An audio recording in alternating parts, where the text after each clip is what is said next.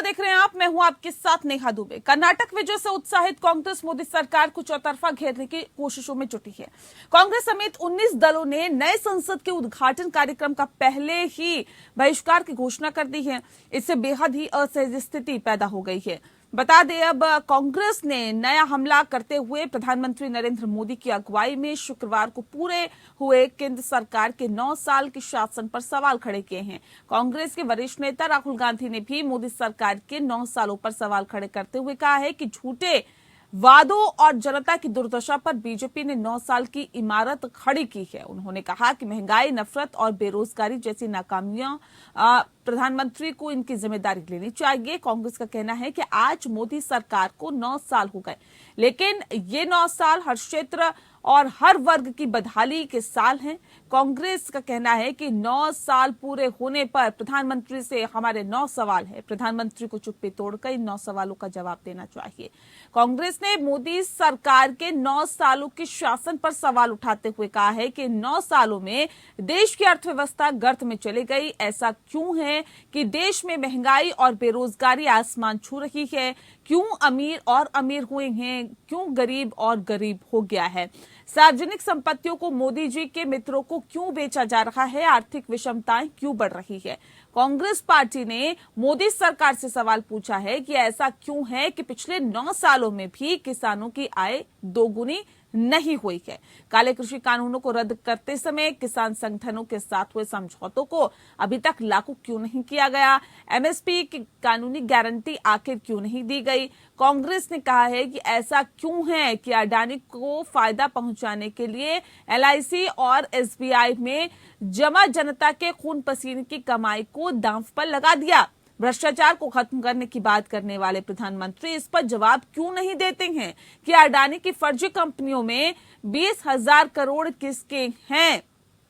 कांग्रेस ने चीन मामले पर भी मोदी सरकार को कटघरे में खड़ा किया है। कांग्रेस पार्टी ने कहा है कि ऐसा क्यों है कि चीन को आंख दिखाने की बात करने वाले प्रधानमंत्री ने उसे 2020 में क्लीन चिट दे दी, जबकि वही आज भी हमारी जमीन पर कब्जा करके बैठा है। वहीं मोदी सरकार के 9 साल पर अगला सवाल उठाते हुए कांग्रेस पार्टी ने कहा है कि ऐसा क्यों है कि चुनावी फायदे के लिए जानबूझकर बंटवारे की राजनीति को हवा दी जा रही है और समाज में डर का माहौल बनाया जा रहा है। कांग्रेस ने कहा है कि ऐसा क्यों है कि महिलाओं, दलितों, एसटी, एससी, ओबीसी और अल्पसंख्यकों के खिलाफ हो रहे अत्याचारों पर प्रधानमंत्री चुप रहते हैं। वे जाति जनगणना की मांग को क्यों नजरअंदाज कर रहे हैं? मोदी सरकार के 9 साल के शासन पर कांग्रेस ने कहा है कि ऐसा क्यों है कि विपक्षी दलों और नेताओं के खिलाफ बदले की भावना से कार्रवाई की जा रही है? क्यों जनता द्वारा चुनी हुई विपक्षी दलों की कई सरकारें गिराई गई? पिछले 9 सालों में संवैधानिक और लोकतांत्रिक संस्थाओं को आखिर क्यों कमजोर किया गया?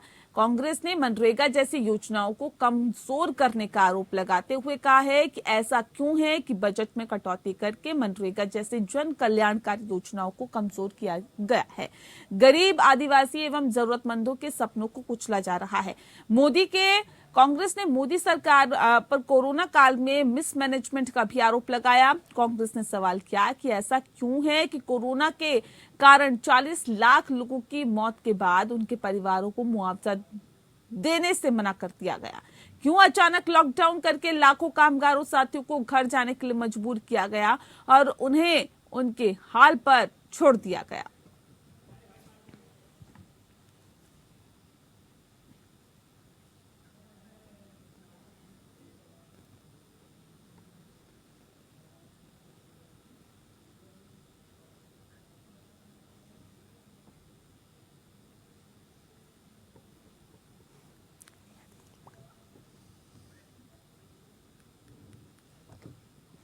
जी हाँ, तो आपको बता दें कि कई सवाल यहाँ पर खड़े किए हैं कांग्रेस पार्टी ने, और जिस तरह से कर्नाटक विजय से उत्साहित कांग्रेस पार्टी अब मोदी सरकार को घेरने में जुट गई है। कांग्रेस समेत 19 दलों ने नए संसद के उद्घाटन कार्यक्रम का पहले से ही बहिष्कार करने की घोषणा कर दी है। इस विषय पे आज हम तफसील से चर्चा करेंगे। खास मेहमान हमारे साथ मौजूद है, उनसे आपका परिचय करा देते हैं।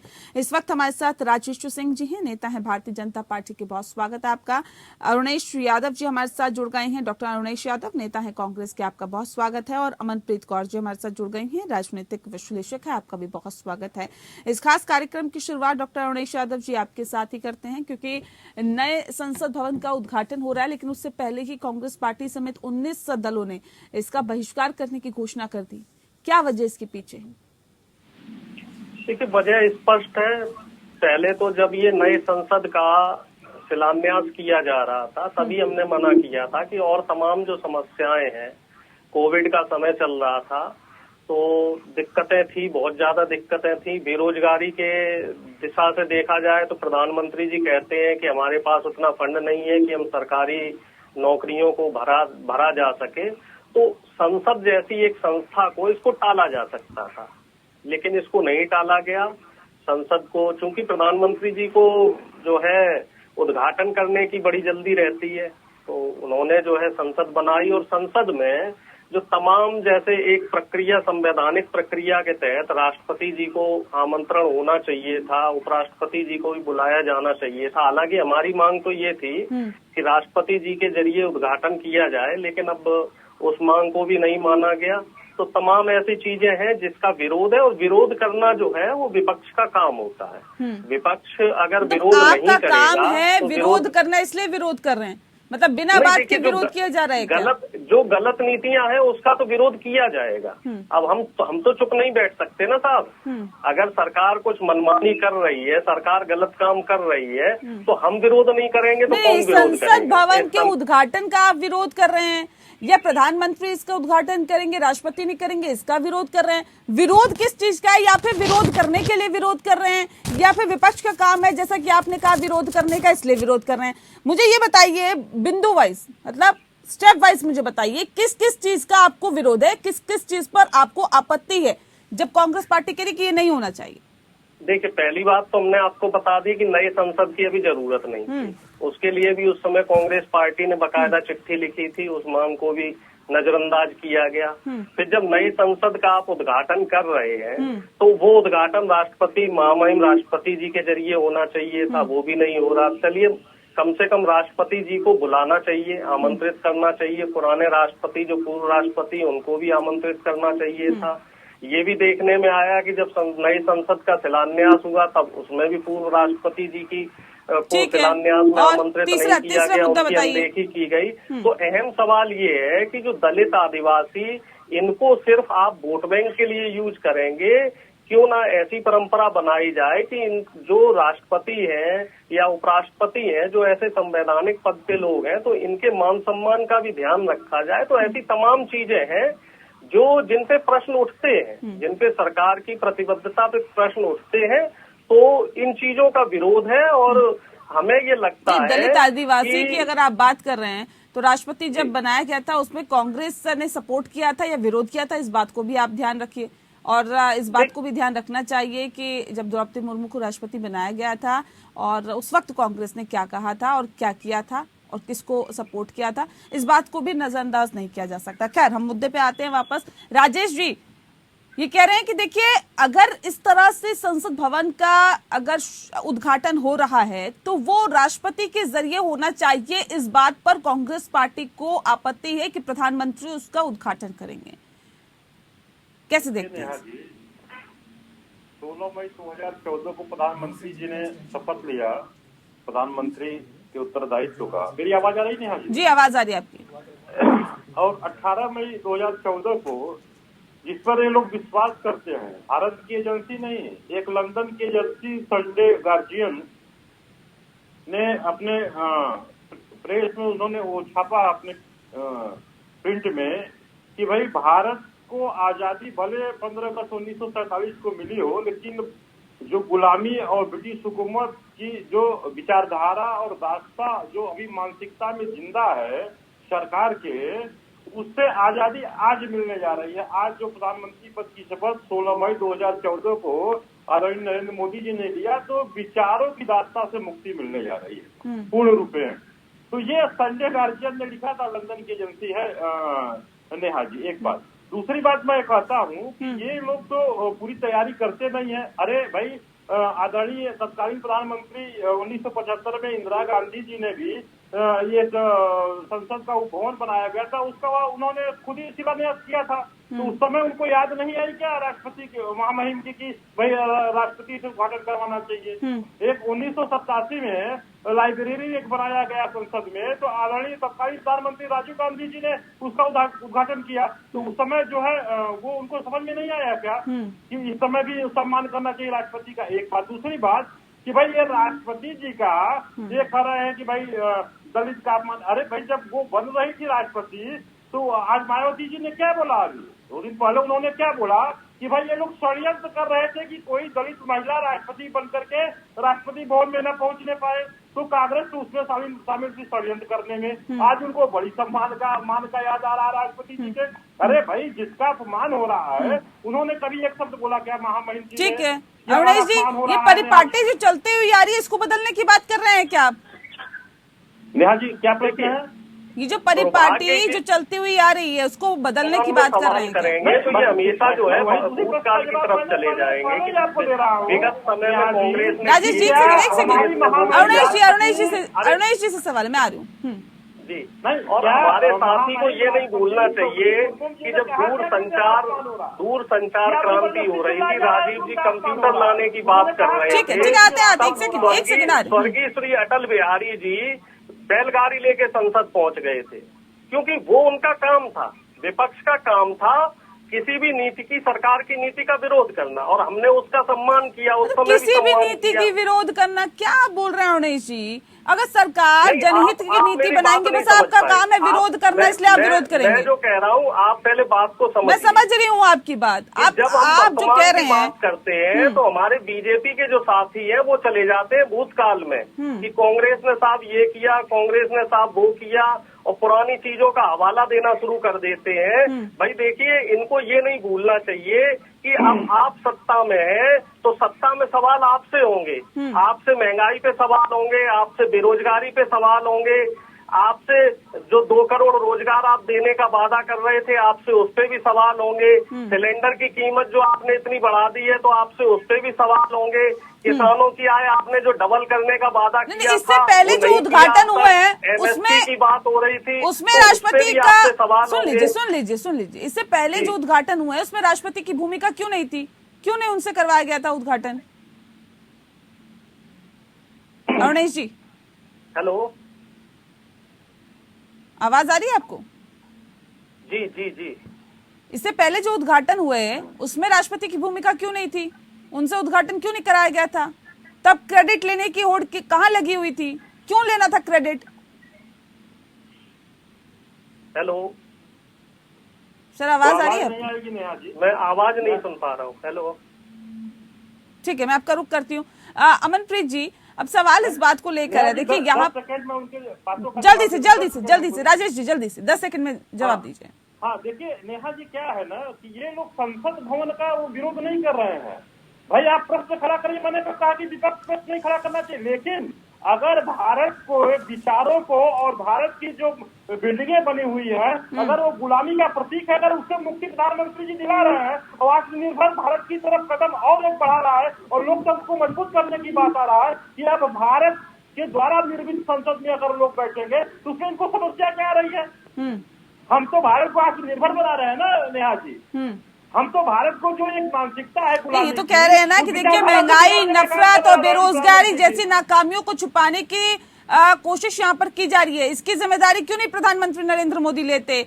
वो ये भी कह रहे हैं कि आज 9 साल का कार्यकाल उनका पूरा हो रहा है, लेकिन इसके साथ साथ उनको समझना चाहिए कि आखिर देश में दिक्कतें कहाँ हैं। वो कह रहे हैं कि 9 साल में अर्थव्यवस्था गर्त में पहुंच गई, इसका जवाब कौन देगा? कह रहे महंगाई बेरोजगारी चरम पर है, इसका जवाब कौन देगा? कह रहे अमीर तो अमीर बनता जा रहा है, गरीब और गरीब बनता जा रहा है, इसका जवाब कौन देगा? कह रहे सार्वजनिक संपत्तियों को बेचा जा रहा है, मोदी जी के मित्रों को बेचा जा रहा है, इसका जवाब कौन देगा? ये तो कह रहे इतने सारे सवाल है, उसका जवाब नहीं दे रहे हैं बीजेपी, लेकिन उद्घाटन करने में, क्रेडिट लेने में होड़ लगी हुई है। नहीं नेहा जी, दे रहा हूँ ना जवाब। अब क्या भाई, आत्मनिर्भर भारत एक कदम जो है आगे की तरफ जो बढ़ा रहा है। अभी देखिए आप किस क्षेत्र में, आप चाहे शिक्षा के क्षेत्र में आप देखिए, इकोनॉमिक के क्षेत्र में आप देखिए, इंफ्रास्ट्रक्चर के क्षेत्र में आप देखिए, रोड में अरे 36.5 किलोमीटर पर डे रोड में बना रहा हूँ। 100 ये जो हेलो जी जी सुन पा रहे हैं, बताइए। हाँ, 36.5 किलोमीटर पर डे के हिसाब से रोड बनाया जा रहा है। अरे सर, वो रोड जो बनाया जा रहा है उसका भी तो पैसा जनता से लिया जा रहा है। हर 1947 से हर 50 किलोमीटर पे, हर 100 किलोमीटर पे अगर टोल वसूला जा रहा है तो पैसा भी तो जनता से लिया जा रहा है सर, उसका भी क्रेडिट आप ले लीजिए। 144 एयरपोर्ट इस देश में है। नेहा जी क्या प्रश्न किया आपने? सर, रोड बनाया जा रहा है तो उसका भी तो पैसा जनता से लिया जा रहा है। हर 100 किलोमीटर पे, हर 50 किलोमीटर पर अगर टोल टैक्स वसूला जा रहा है तो उसका पैसा जनता से ही तो लिया जा रहा है। अरे तो पैसा तो कहाँ से? नेहा जी ये भी देखिए ना कि जो कच्चा तेल पूरे दुनिया के लोग, यूरोपीय कंट्री, अमेरिका ने भी दबाव डाला कि नहीं नहीं आप कच्चा तेल नहीं खरीदेंगे। हमने कच्चा तेल रसिया से लिया, किस में ले रहे हैं? रुपए में ले रहे हैं। हम बेच किस में रहे हैं? डॉलर में बेच रहे हैं। लेकिन तेल की कीमतें कम नहीं कर रहे हैं। सस्ता तेल रूस से लिया जा रहा है, लेकिन देश के ऊपर, हमारे देश की जो जनता है उसको इसमें कोई सहूलियत नहीं दी जा रही है। अच्छी बात है, तेल आप खरीद रहे हैं, उसका लाभ जो है वो जनता को मिलना चाहिए। अभी भी तेल की कीमत वही है जो 2 साल पहले थी, जबकि कच्चा तेल अभी सस्ते दामों में खरीदा जा रहा है। अच्छी बात है आप रोड बना रहे हैं, लेकिन टोल की कीमतें देखिए। पहले टोल जो है 50 किलोमीटर 100 किलोमीटर पे जो टोल टैक्स लिया जाता था वो कितना था, और अब जो लिया जा रहा है कितना लिया जा रहा है? लगभग 30 से 40% टोल की जो कीमत है वो बढ़ चुकी है। तो बोझ तो जनता के ऊपर बढ़ रहा है, और इसके साथ ही जो आम जनता है, उद्घाटन किया जा रहा है मनप्रीत जी, लेकिन कांग्रेस समेत 19 दल विरोध कर रहे हैं। ये विरोध के लिए विरोध किया जा रहा है या फिर वाकई लगता है कि नहीं जो राष्ट्रपति है उन्हीं के हाथों से उद्घाटन होना चाहिए, ये एक विरोध का ठोस बिंदु है? लगता है ऐसा? देखिए, अगर विरोध करने के लिए विरोध किया जा रहा है तो बिल्कुल गलत है। अगर हम अधिकारों की बात करते हैं तो हमारे कुछ कर्तव्य भी हैं, चाहे पॉलिटिकल पार्टी कोई भी हो, चाहे वो सत्ताधारी पार्टी हो चाहे ऑपोजिशन हो, उसके अपने अधिकार और कर्तव्यों के बारे में जागरूक रहना चाहिए। उसके बाद बात आ गई कि जो उद्घाटन हो रहा है संसद भवन का, उसके लिए कल आपने देखा होगा कि सुप्रीम कोर्ट में भी अर्जी डाली गई थी। उसमें भी सुप्रीम कोर्ट के भी बेंच ने यही डिसीजन दिया है कि ये प्रशासनिक मामला है, इस पे जो भी डिसीजन है वो सरकार का अंतिम होगा, इस पे सुनवाई करनी टाइम की वेस्टेज है। तो ये जो मुद्दा उठाने के लिए बात करी जा रही है, ये जो 19 पार्टियां विरोध में आई हैं, ठीक है, उनके सिद्धांतों के साथ ये बात मैच नहीं कर रही होगी। और ये बात भी सही है कि संसद भवन जो है वो लोकतंत्र का मंदिर होता है, और लोकतंत्र में अगर सत्ताधारी पार्टी जो है वो इम्पोर्टेंट है तो अपोजिशन पार्टी जो है वो भी इम्पोर्टेंट है। तो ये बात जो सत्ताधारी पार्टी है उसको भी नहीं भूलनी चाहिए। उसके बाद हम अगर ये देखें कि अगर वोटों की राजनीति को मद्देनजर देख के कभी भाजपा ने ये डिसीजन लिया था कि द्रौपदी मुर्मू को राष्ट्रपति बनाया जाए, और तब आपने देखा होगा नेहा जी कि बहुत सारी अपोजिशन पार्टियों ने ये बोला कि सिर्फ और सिर्फ वोटों के लिए जो आदिवासी लोग हैं इसके लिए द्रौपदी मुर्मू को राष्ट्रपति बनाया है, ये भाजपा की कैंडिडेट इसलिए बनाई गई है। तो आज उस चीज पे लोगों का फिर से ध्यान जा रहा है। क्यों? क्योंकि उनको एकदम से इनवाइट भी नहीं किया गया, उनके हाथों से जो इनॉग्रेशन होनी चाहिए थी वो भी नहीं करी जा रही। तो ये सेंट्रल मिनिस्टर जब से ये प्रोजेक्ट आया है 20,000 करोड़ का पैकेज, शुरू में आपको याद होगा जब कोविड चल रहा था तब इसका पैकेज आया था, और तब लगा था कि सेंट्रल मिनिस्टर शुरू करा जाएगा। तो लोगों ने उस टाइम भी विरोध किया था क्योंकि वो टाइम शायद सही नहीं था। अगर उस टाइम देखी जाए तो उस टाइम संसद भवन या फिर प्राइम मिनिस्टर का घर बनाने से ज्यादा जरूरी था कोविड के जो लोग जो उससे प्रभावित हो रहे हैं उनको ठीक करना, या उनके लिए जो सहूलतें हैं वो प्रोवाइड करना। तो उस टाइम भी ऑपोजिशन ने ये सवाल उठाया। हालांकि हमारी यहाँ पे इतनी लोकतंत्र है तो तानाशाही इतनी बढ़ गई है सत्ताधारी पार्टी की कि कहीं ना कहीं जो लोग सरकार के अगेंस्ट में खड़े होते हैं, सरकार के अगेंस्ट में क्वेश्चन करते हैं, उनको दबाने की कोशिश करी जा रही है। ठीक है राजेश जी, जवाब दे दीजिए। जैसे कह रहे हैं कि जब जब जरूरत होती है तब तब दलितों का इस्तेमाल किया जाता है, पिछड़ों की बात की जाती है, लेकिन अब इनवाइट तक नहीं किया गया राष्ट्रपति को। दूसरी बात ये कि कोरोना काल में जब जनता जिंदगी के लिए लड़ रही थी और तमाम कंस्ट्रक्शन पर रोक लगा दिया गया था, उस वक्त भी ये कहा जा रहा था कि देखिए ये जो काम है ये कंटिन्यू जारी है, ये निरंतर चल रहा है, इस पे रोक नहीं लगाई गई। आखिर क्यों? विपक्ष में उस वक्त भी सवाल उठाया था, आपको याद होगा। हाँ देखिए नेहा जी, अच्छा आप ये बताइए कि ये लोकतंत्र का मंदिर है संसद भवन। लोकतंत्र का मंदिर क्या है कि पूरे देश के लोग जो 140 करोड़ देशवासी जो देश में रहते हैं वो अपने प्रतिनिधि को चुनकर के संसद में भेजते हैं। तो 350 लोगों का समर्थन आज प्रधानमंत्री जी को प्राप्त है। आज प्रधानमंत्री से ये बताइए कि कोई भी प्रधानमंत्री, जब देश का कोई प्रधानमंत्री होता है तो पूरे लोकतंत्र का उससे बड़ा नेता कौन होता है? आज लोकतंत्र का अगर सबसे बड़ा नेता कोई है तो प्रधानमंत्री। जनता ने चुन के भेजा है ना, उसी लोकतंत्र की जिसकी आप दुहाई दे रहे हैं, उसी लोकतंत्र ने, उसी जनता ने प्रधानमंत्री का चुनाव किया है ना, कि कोई विदेशी लोग चुनाव किए हुए हैं। और अगर लोकतंत्र के मंदिर का उद्घाटन जनता के चुने हुए प्रधानमंत्री नहीं करेंगे तो कौन करेगा? प्रधानमंत्री से बड़ा नेता कौन है? इस समय पूरे देश की जनता का अगर समर्थन प्राप्त है तो किसको प्राप्त है? सबसे बड़ा नेता कौन है आज? प्रधानमंत्री ही न होता है। अगर उससे बड़ा कोई नेता आप हो तो इनवाइट नहीं किया गया, कह रहे इनवाइट तक नहीं किया गया, कोई काम इम्पोर्टेंट नहीं है। 350 लोगों का समर्थन प्राप्त है नेहा जी। 350 संसद सदस्य आ रहे हैं, 350 लोगों का समर्थन, और सारे चुने हुए प्रतिनिधि हैं। सारे आप कैसे डिसाइड करेंगे कि जो 140 करोड़ की दुहाई दे रहे हैं, तो 140 करोड़ जो जनसंख्या हमारे देश के जो मतदाता है, 140 करोड़ लोग किसको समर्थन दिए हैं? वही जो हमारे चुने हुए प्रतिनिधि है ना, जो लोकसभा के राज्यसभा के सदस्य होते हैं, उन्हीं को तो लोग जो है भेजते हैं। तो अगर 350 सदस्यों का समर्थन प्रधानमंत्री जी को प्राप्त है कि नहीं उनको उद्घाटन करना चाहिए, तो बताइए मैं सवाल नहीं सुन रहा। मैं कह रही हूँ आमंत्रित भी नहीं करेंगे क्या राष्ट्रपति को? आमंत्रित भी नहीं करेंगे, आमंत्रण भी नहीं भेजेंगे क्या? निमंत्रण भी नहीं भेजेंगे क्या? ये सवाल है। राष्ट्रपति को निमंत्रण भी नहीं भेजेंगे क्या? नहीं, अरे भाई, राष्ट्रपति क्या कोई दर्शक नहीं होता?